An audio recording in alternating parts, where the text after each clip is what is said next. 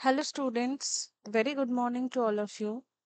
আজকে আমি basically home management and home nursing WBSSC যে এক্সামিনেশন কন্ডাক্ট করা হবে এই নির্দিষ্ট সাবজেক্টের সিলেবাসটা ডিসকাশন করব। অনেকেই আমাকে জানিয়েছিলে যে সিলেবাস ডিসকাশনটা করে দিলে খুবই সুবিধে হয়, সেই কারণে মূলত এই সিলেবাস ডিসকাশনটা আজকে করব। তাহলে যারা WBSSC home management and home nursing A pursue করছো এবং এক্সামিনেশন দেবে, তারা অবশ্যই কিন্তু এই সিলেবাস ডিসকাশনটা খুব মন দিয়ে দেখবে। তাহলে প্রথমেই যদি আমরা দেখে নিই, তাহলে নাম্বার 1 যে ইউনিটটা রয়েছে, সেই নাম্বার 1 ইউনিটের ক্ষেত্রে কি রয়েছে? নাম্বার 1 ইউনিটের ক্ষেত্রে রয়েছে effective management of A home. অর্থাৎ একটি গৃহের বা একটি বাড়ির কিভাবে আমরা একটা ফ্রুটফুল ব্যবস্থাপনা করব, তার মধ্যে কি কি রয়েছে।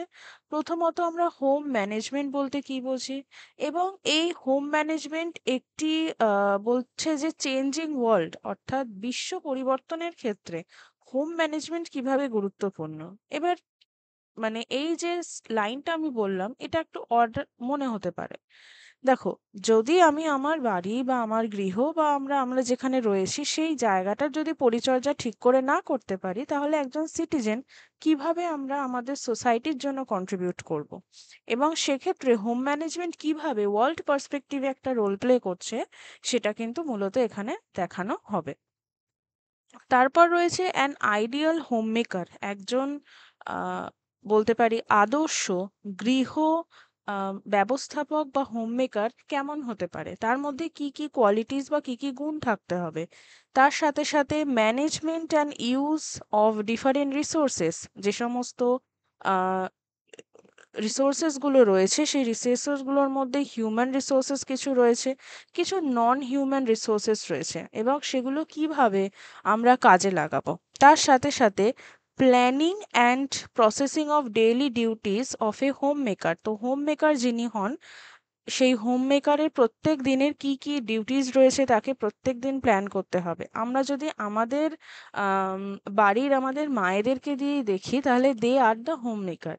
ওকে, তো তারা প্রত্যেক দিন, কেউ যদি ওয়ার্কিং হয় বা ওয়ার্কিং না হয়, প্রত্যেকেই হোম মেকার, এবং তারা কিভাবে তাদের সারাদিনের যে ডিউটিস গুলোকে কিভাবে প্ল্যান করছে, বিভিন্ন কাজগুলো করছে, সেগুলো কিন্তু মূলত এখানে দেখা হয়।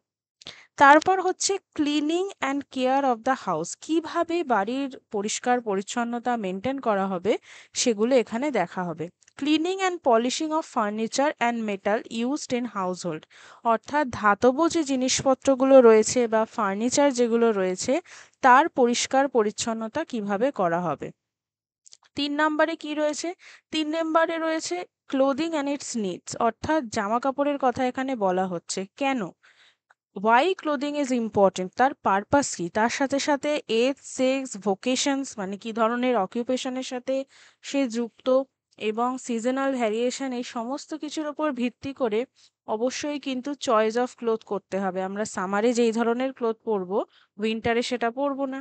তার সাথে সাথে সিলেকশন অফ ফ্যাব্রিক্স, কি ধরনের ফ্যাব্রিক আমরা পরবো, তার বিউটি, তার কমফর্ট, তার ওয়াশেবিলিটি, তার ডিউরেবিলিটি, তার হ্যান্ডলিং, মানি এটসেট্রা কিন্তু গুরুত্বপূর্ণ।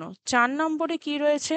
4 নম্বরে রয়েছে নোয়িং দ্য টেক্সটাইল ফাইবার্স। এবার এর মধ্যে আমরা যদি দেখে থাকি, তাহলে study different kinds of textile fibre. 2 ধরনের টেক্সটাইল ফাইবার হয়, একটা হচ্ছে আমাদের ন্যাচারাল, আর একটা ম্যানমেড। ন্যাচারাল ফাইবারের ক্ষেত্রে যদি আমরা দেখে থাকি, তাহলে ন্যাচারাল ফাইবারের ক্ষেত্রে কটন আছে, ফ্লেক্স আছে, লিনেন যেটাকে আমরা বলে থাকি, সিল্ক আছে, তাই না? এছাড়া ম্যানমেডের মধ্যে নাইলন আছে, নাইলন 66 আছে। তো এদের মেনলি বিষয়গুলো আমরা একটু দেখব। একটা ফাইবারকে কিভাবে আইডেন্টিফিকেশন করব, তার সাথে সাথে তার ওয়াশিং এবং তার ফিনিশিংটা কিভাবে হবে, টাইপস অফ ক্লোদিং কি কি রকমের হতে পারে। এরপর চলে আসছি হাইজিনে। হাইজিনের ক্ষেত্রে যদি আমরা দেখি, তাহলে হাইজিনের ক্ষেত্রে কি রয়েছে? এয়ার এবং ইটস কম্পোজিশন, ইমপিউরিটিস এবং ভেন্টিলেশন।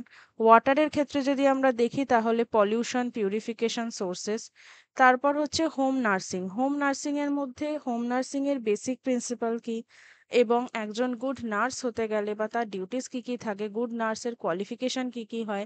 ফ্যামিলি হেলথ কেয়ারের মধ্যে যদি আমরা দেখি, তাহলে ইমিউনাইজেশন, তারপর dental care of for children ইত্যাদি জিনিসগুলো দেখে থাকি। তারপর হচ্ছে recognising symptom of illness at home, কি কি সিমটমস দেখে আমরা কমন ইলনেসগুলো আইডেন্টিফাই করব, এবং care of the old and infirm at home, অর্থাৎ কেউ যদি বয়স্ক থাকেন, ওল্ড এজ থাকেন, তার চিকিৎসা কিভাবে করব বাড়িতে। Care of the sick at home, এক্ষেত্রে যদি আমরা দেখি 7 নম্বর ইউনিটের মধ্যে, তাহলে কি দেখব, কি কিভাবে সিক রুমের অ্যারেঞ্জমেন্ট করব বাড়িতে, বিছানা কিভাবে তৈরি করা হবে এবং পেশেন্টের ক্ষেত্রে সেটা আর কিভাবে প্রযোজ্য হবে, একজন পেশেন্টকে কিভাবে নার্সিং করা হবে ডিফারেন্ট এজ লেভেলের ওপর বেস করে, চাইল্ড হতে পারে, অ্যাডাল্ট হতে পারে এবং ওল্ড হতে পারে। তারপর হচ্ছে কমন ইনফেকশাস ডিজিজেস, এদের যে একদম বেসিক নলেজ রয়েছে সেটা আমরা দেখব। তার সাথে সাথে যদি আমরা দেখি তার সাথে সাথে কি তার সিমটমস কি কি হয়, এবং প্রিভেন্টিভ যে মেজারগুলো কার কার, তার মধ্যে early diagnosis, isolation, notification, quarantine, disinfection, immunization এবং হেলথ এডুকেশন, এই বিষয়গুলো কিন্তু আমরা দেখে থাকবো। 9 নম্বরে কি রয়েছে, 9 নম্বরে রয়েছে চিলড্রেন এবং অ্যাডোলেসেন্টদের কেয়ার।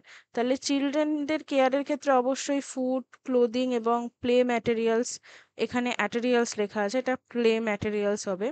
পিউবার্টি অ্যান্ড গ্রোথ, যেটা অ্যাডোলেসেন্সদের সাথে সম্পর্কিত, অ্যাডোলেসেন্সদের ক্ষেত্রে কি কি প্রবলেম হয়, কি কি ডেলিনকুয়েন্টস দেখতে পাওয়া যায়।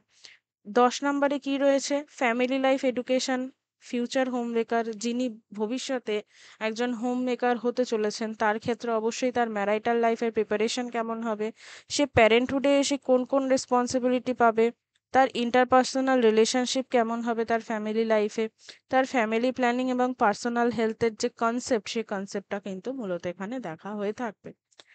এই ভিডিওতে আমরা মূলত ডিসকাস করলাম যে সিলেবাস কী কী রয়েছে। পরবর্তী একটি নির্দিষ্ট ভিডিওতে আমি অবশ্যই বলে দেব যে এনসিইআরটি বা আর কোন কোন সোর্স থেকে ঠিক কোন কোন বইগুলো একটু দেখে গেলে তোমরা যে সাবজেক্টের স্টুডেন্ট আছো তাদের আরও হেল্পফুল হবে। তাই অবশ্যই নেক্সট ভিডিওর জন্য চ্যানেলের সাথে থাকবে।